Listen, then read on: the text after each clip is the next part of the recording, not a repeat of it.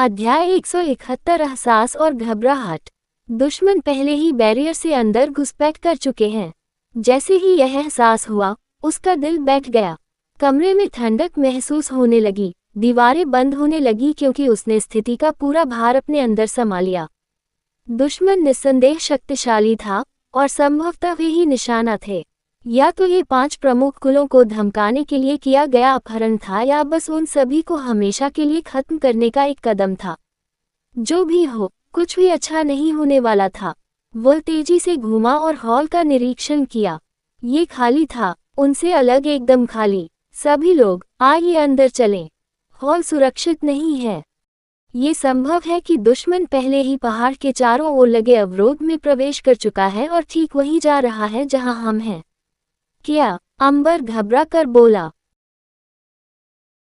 हम समय बर्बाद नहीं कर सकते। हमें जितना संभव हो उतना अंदर जाने की जरूरत है, संभवतः पहाड़ों के आसपास, ताकि दुश्मन का पता लगाना जितना संभव हो उतना मुश्किल हो सके।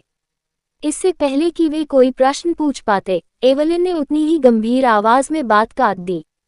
दोस्तों, प्रश्नों के लिए समय नहीं है, हमें बस वही करना चाहिए जो वह कहता है। ओलिवर इसके बारे में निश्चित लगता है, ठीक है ओलिवर? उसने पूछा। ठीक है, अब जल्दी करो।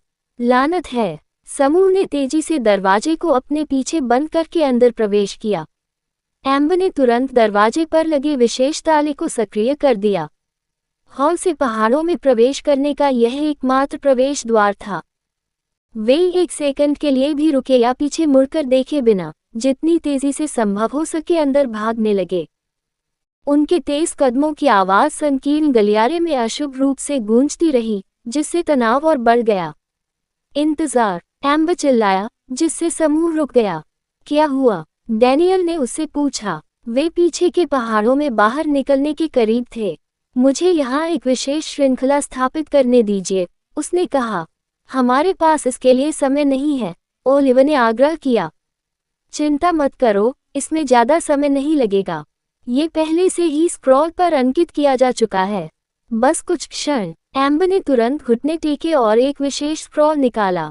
इसमें कुछ संशोधनों के साथ स्क्रॉल जमीन पर एक पारभासी सरनी बनने से पहले चमकीले रंग में चमकने लगा और फिर गायब हो गया। यह एक विशेष जाल है।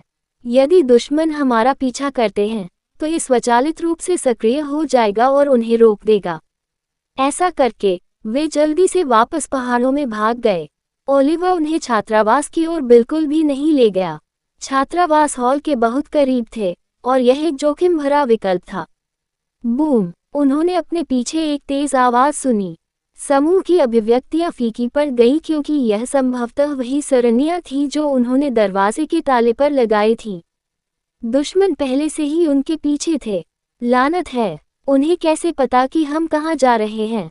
ओलिवर ने शाप दिया जब उसने दूरी में कुछ भयानक देखने के लिए कॉस्मिक वर्ड गेज का उपयोग किया। वहां 3 व्यक्ति भयानक काले एस्पेरा का उत्सर्जन करते हुए उस रास्ते का अनुसरण कर रहे थे जिसका उपयोग उन्होंने भागने के लिए किया था। वे ठीक उसी रास्ते पर चल रहे थे जैसे वे चल रहे थे, लगभग ऐसे जैसे कि वे किसी तरह उनका पीछा कर रहे हों। क्या उन्होंने यहाँ आने से पहले हम में से किसी पर ट्रैकिंग मार्क लगाया था? उसने गहराई से सोचा। यह एकमात्र संभावित परिदृश्य था। अकेले उनके शरीर से निकलने वाली एस्पेरा की मात्रा अत्यधिक थी। उन्होंने नहीं सोचा था कि वे उनके पीछे आने वाले 3 व्यक्तियों के मुकाबले में होंगे। एम्बर, उसने उस लड़की को बुलाया जिसने उसकी ओर देखा।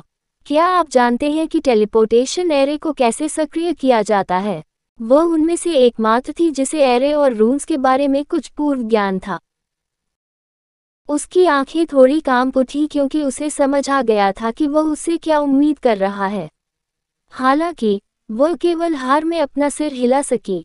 मैं नहीं जानता। यह एक बहुत ही उच्च स्तरीय और जटिल सरनी है। मैं केवल बुनियादी सरनी के बारे में थोड़ा ही जानता हूँ। ये लगभग एक मृत अंत है, ओलिवर ने गंभीरता से सोचा। आप लोगों के पास कितने जीवन रक्षक खजाने हैं? क्या आप में से किसी के पास कोई अंतरिक्ष विशेषता या संबंधित जीवन रक्षक कलाकृतियां हैं? ओलिवर ने समूह से पूछताछ की।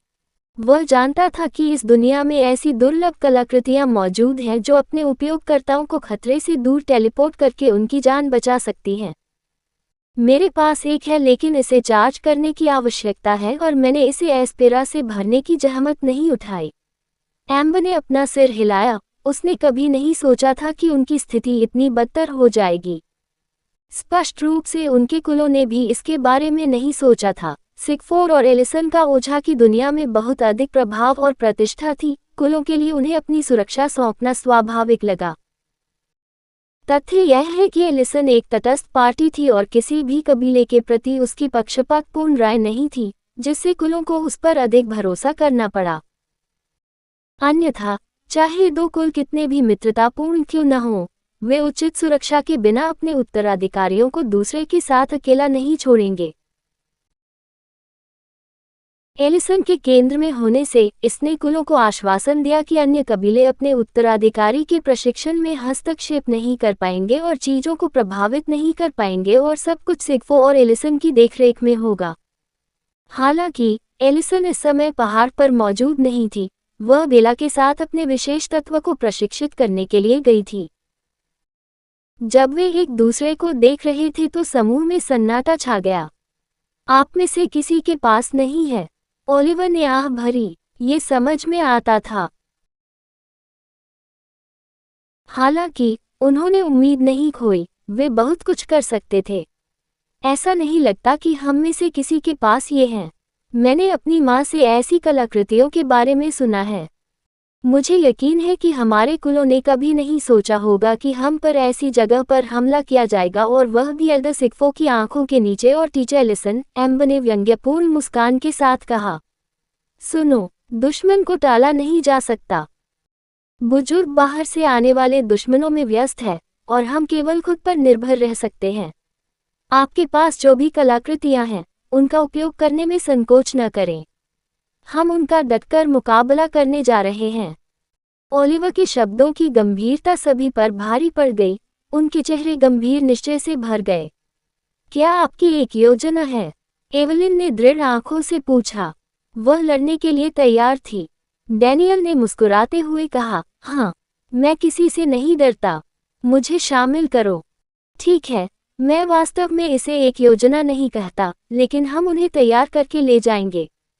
यह मानते हुए कि 3 घुसपैठिए हैं, हम उन्हें जोड़े में एक साथ शामिल करेंगे। रुको, अगर 3 से अधिक हो तो क्या होगा? केवल 3 ही क्यों? अल्फांसो ने अचानक पूछा। जवाब देते हुए ओलिवर की भौहें तन गईं। यदि 3 से अधिक हैं, तो हमें अनुकूलन करना होगा। अभी के लिए तत्काल खतरे पर ध्यान केंद्रित करें। जरूरत पड़ने पर हम पुनर्मूल्यांकन कर सकते हैं। कहानी खत्म। अलविदा।